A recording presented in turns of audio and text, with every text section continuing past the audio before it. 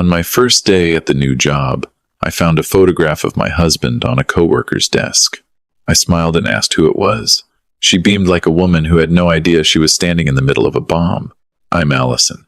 Allison Davis. Senior Marketing Manager, new hire, 32 years old, 7 years married. I've handled multi-million-dollar contracts, managed impossible personalities, and survived every kind of corporate warfare imaginable. I genuinely believed nothing in an office could throw me off balance. I was catastrophically wrong. My desk at TechSphere sat separated from the next by a frosted glass partition. On the other side was a young woman named Maya. Long, wavy hair, flawless makeup, expensive perfume. She turned to me with a wide, winning smile. "Are you Allison Davis? I'm Maya, your project assistant. Welcome to TechSphere." I shook her hand and started mentally running through my to-do list. Review project files, check the budget, schedule a team meeting. Standard first-day logistics. Then my eyes drifted to the silver picture frame on the left corner of her desk, sitting next to a small potted succulent. The frame was so polished it caught the office light like a mirror. Inside it was my husband. I wasn't confused. I wasn't second-guessing myself. The navy blue polo shirt, that familiar half-smile, the dimple on his left cheek, it was Michael. The same Michael who had made homemade pasta for me the night before and whispered times, "Tomorrow is your big day, good luck, sweetheart," times while hugging me from behind in our kitchen. And that navy polo? I bought it for him. 3rd wedding anniversary. The background of the photo was a stretch of deep blue ocean and leaning palm trees. Maui. Our vacation. A trip I took right after closing a massive campaign. I had framed that photograph myself. It was supposed to be on the nightstand in our bedroom. A loud ringing started in my ears. My knees went weak. I sat down, took a slow breath, and started typing meaningless words into my laptop just to have something to look at. Then I turned around, keeping my voice as light and breezy as a new employee's should be. "Maya, who's the guy in the photo? He's handsome." Her eyes lit up like I'd just mentioned her favorite subject on earth. She pulled the frame closer and traced the glass with her finger. "This is my boyfriend, Allison. His name is Michael. We've been together for 3 years.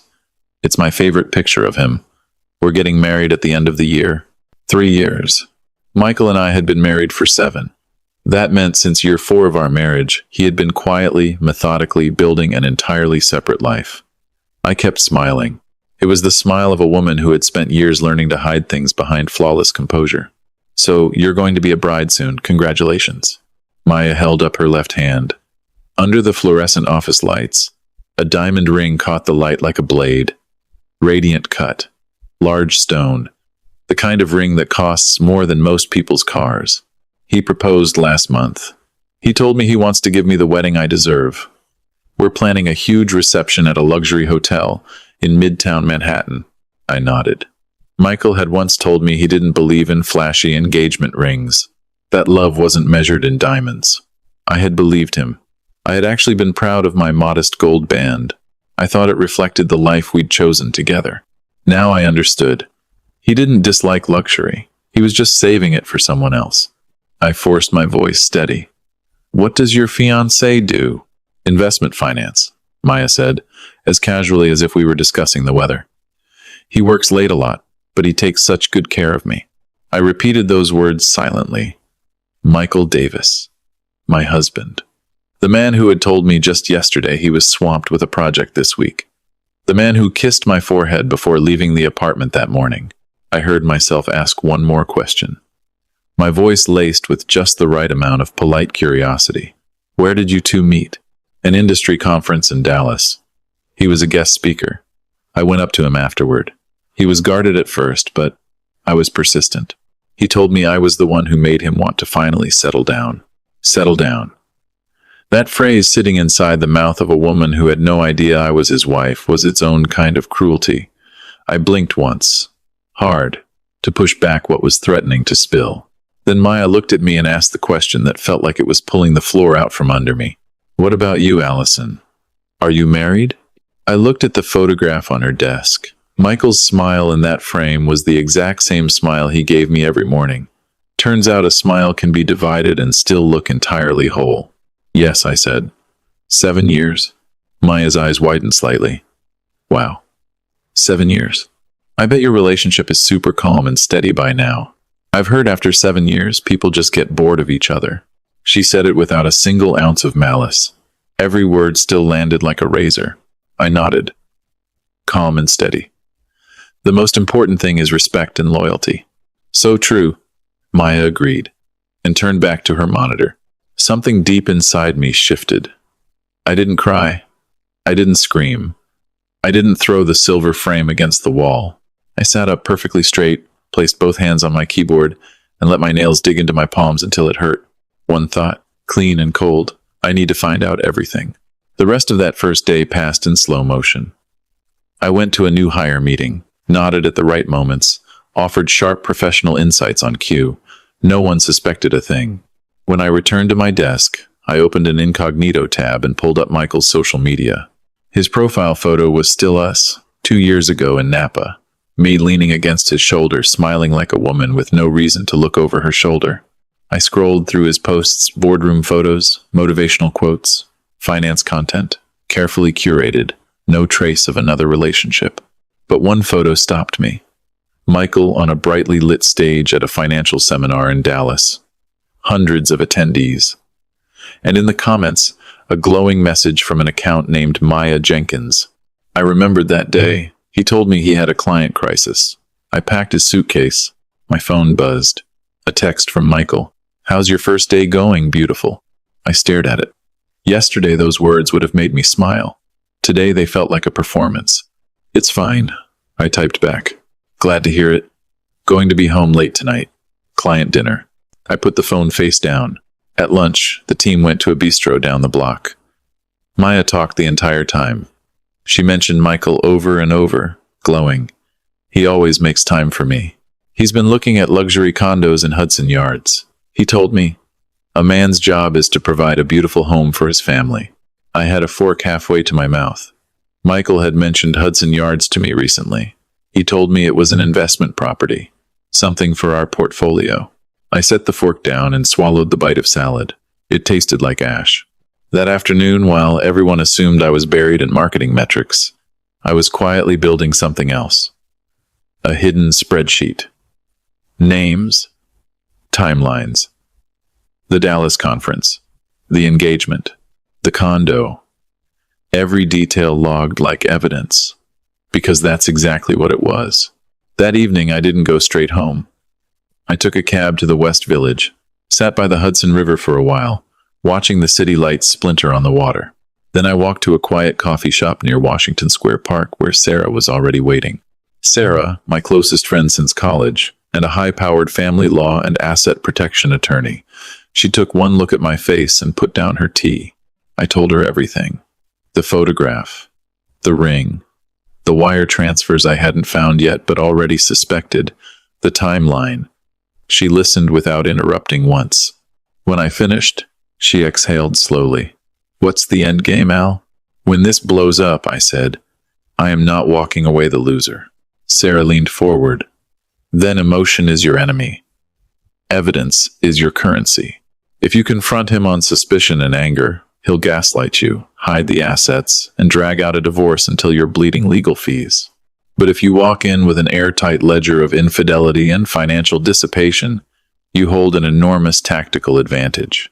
I understand. Track 3 things: money, time, cohabitation. Check his credit cards and your joint accounts. Document every late dinner and match it against her social media. And prove they are presenting themselves as a couple. I told her I'd already started. She looked at me with something close to awe. You're much calmer than I expected. The shock wore off, I said. Now it's just logistics. The next morning, I woke up early. Michael was still asleep, his arm draped over my waist. Domestic. Comfortable. Completely hollow. I slid out of bed without waking him, brewed strong coffee, and opened my laptop at the kitchen island. I logged into our joint Chase Bank portal and downloaded the last 12 months of statements. I scrolled past the Whole Foods charges, the HOA fees, the dry cleaning, then I stopped. A wire transfer. $2,500. Recipient. M. Jenkins. I read the name 3 times. I scrolled further. Another transfer. $1,800. 2 months before that, 1,200, 3,000.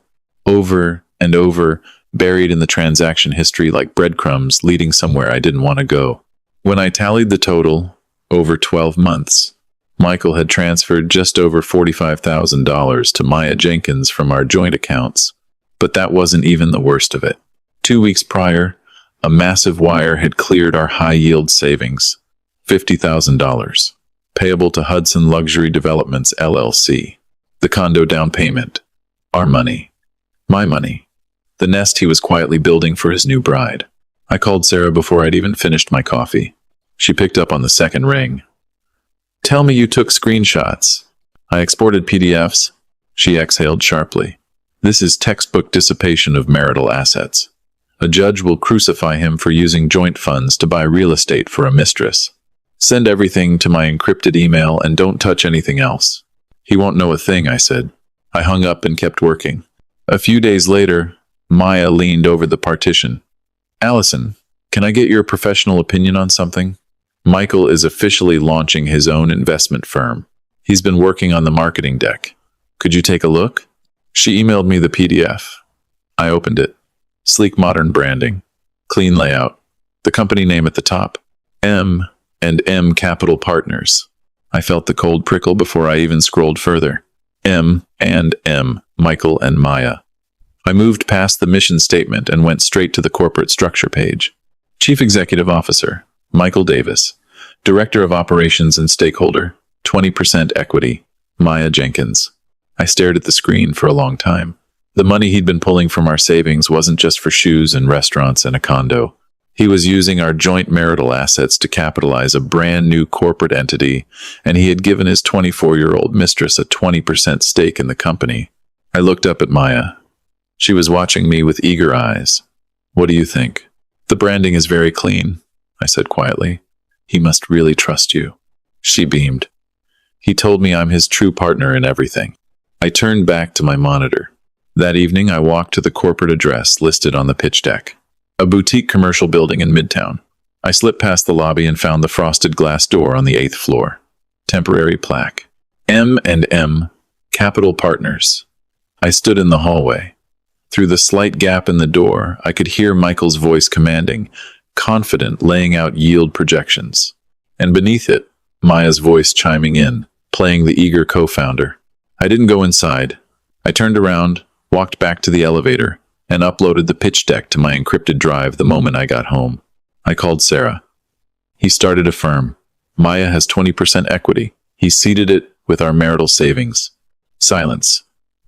Then Sarah's lawyer mode clicked into full overdrive. "Allison, if he used marital funds to gift equity to a third party, we will destroy him in court. He's essentially embezzling from the marriage. What's your next move?"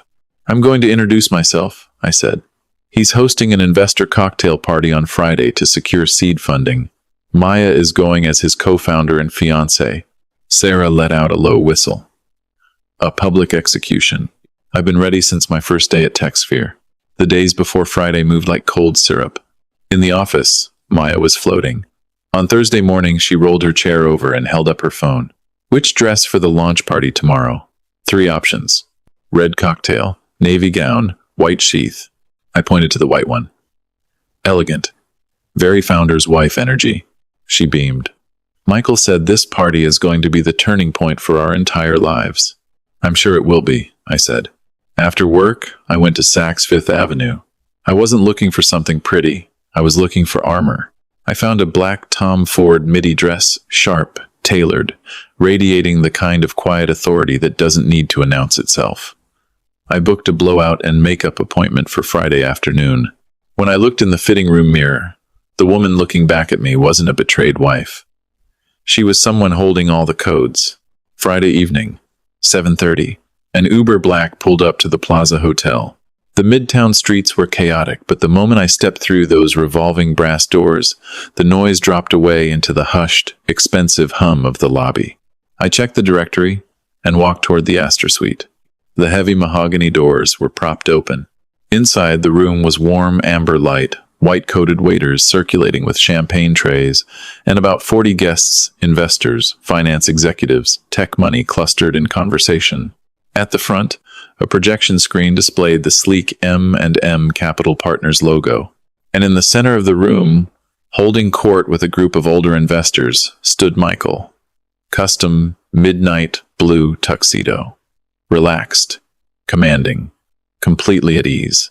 Standing next to him in the white sheath dress, clinging to his arm and looking up at him like he was a god, was Maya. I stood in the doorway for 10 full seconds and just watched. A hotel staff member approached with a clipboard. "Are you here for the M&M Capital event?" "Yes," I said. He offered me a blank name tag and a Sharpie.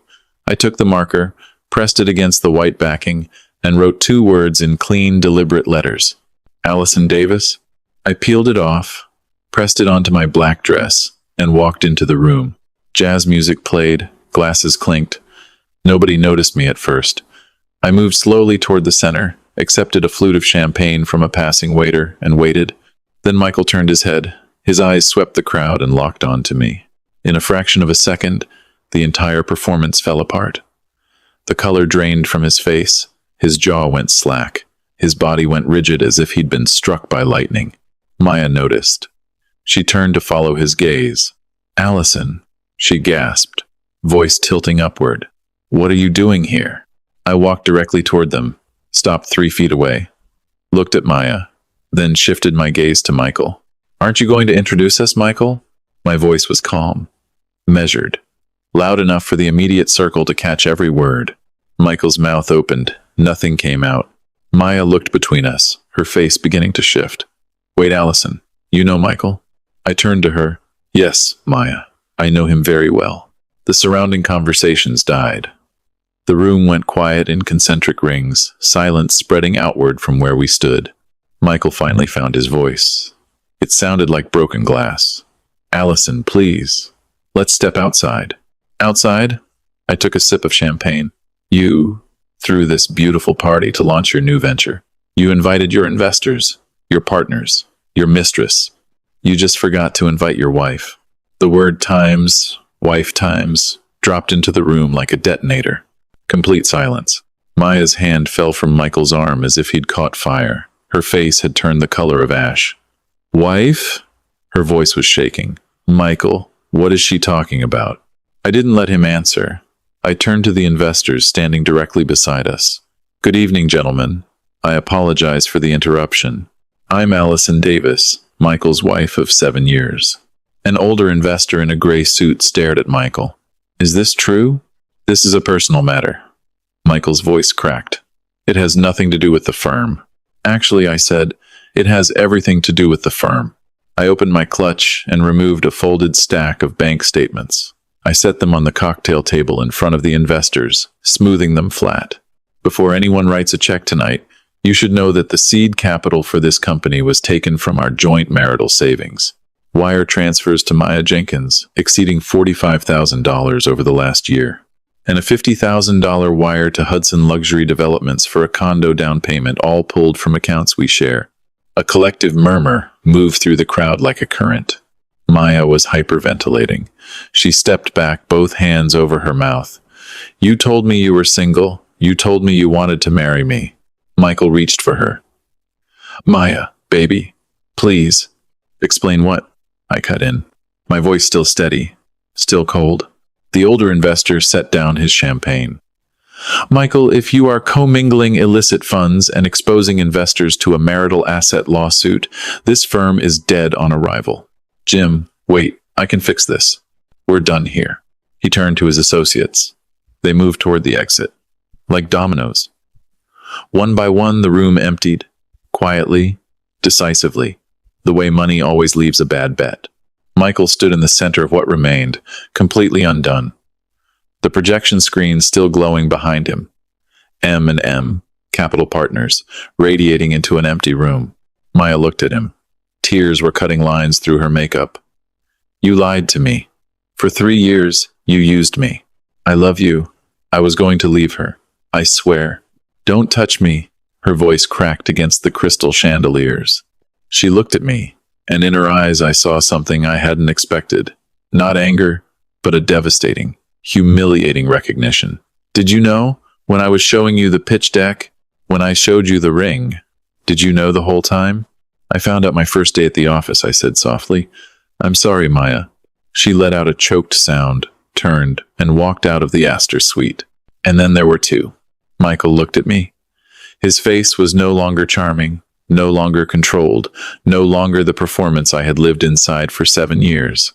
His eyes were burning rage and defeat pressed into the same expression. Are you happy now? You destroyed everything. I looked at the man I had loved. I felt no rage, no grief, just an extraordinary, almost weightless clarity. I didn't destroy anything, Michael.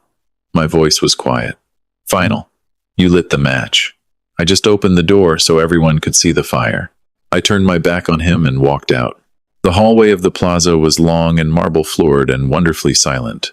My heels clicked a clean, even rhythm all the way to the lobby.